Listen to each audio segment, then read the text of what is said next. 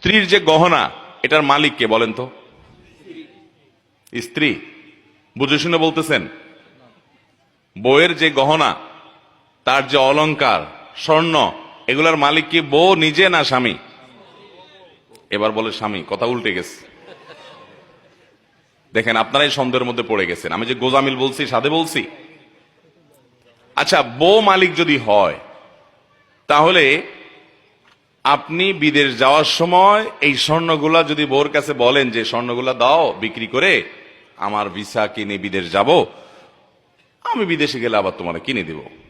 বউ যদি বলে যে স্বর্ণ যেহেতু আমার, আমি তোমাকে দেব না, কারণ কেউ আমার কাছ থেকে লোন চাইলেই কি আমি দিতে বাধ্য?